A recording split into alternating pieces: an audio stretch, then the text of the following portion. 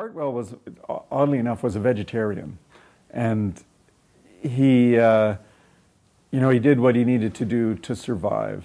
They were eating tree bark, and he was immobile.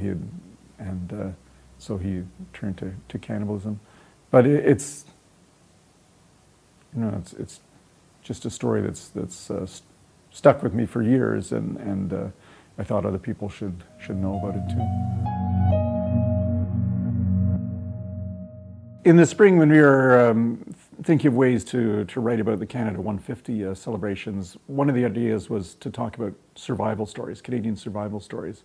And I had mentioned the story of Martin Hartwell, this pilot who'd been lost in the Arctic for 33 days and survived through cannibalism. And I was surprised that no one at the meeting had ever heard of it. Hartwell was flying a medevac plane from Spence Bay to Yellowknife, and he had an Inuit woman who was pregnant, and a nurse from England, and then this young lad, David Kutuk, who I think was 14 at the time.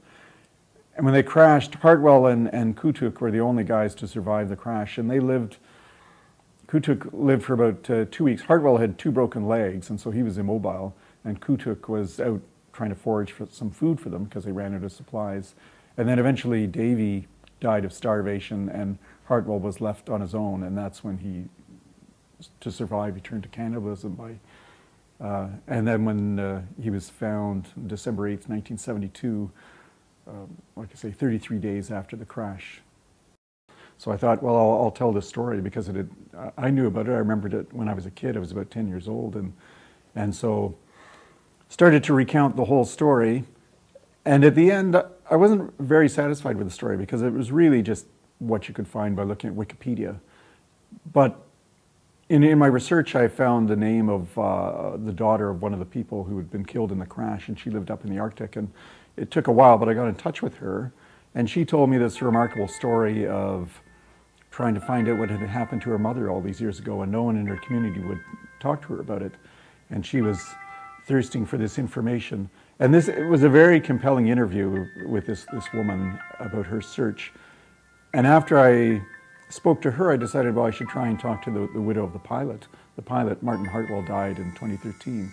And it took another few weeks to try and find her in Nova Scotia. And she told me the story of how they'd lived with this stigma their whole lives and had been trying to put it behind them.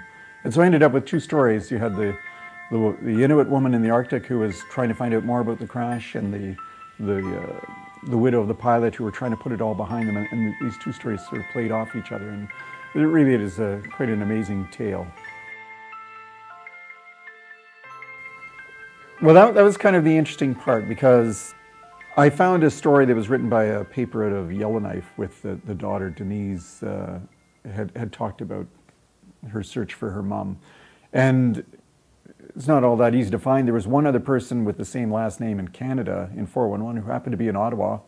And I called that number and explained what I was doing. He said, well, she doesn't live here, but her daughter does, or her daughter was there. And so the daughter then relayed a message up to the mother in towns called Taliuk. And I didn't hear anything more for probably 3 weeks before she contacted me.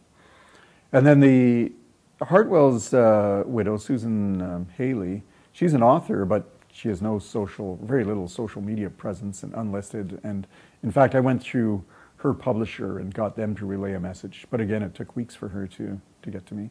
And then, I went into library and archives and was pulling documents from there. And I tried to get the original, the coroner's report from Yellowknife, which proved impossible to find their 45-year-old records.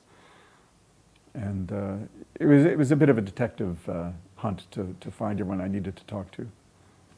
It's just a story that's stuck with me for years, and I thought other people should know about it too.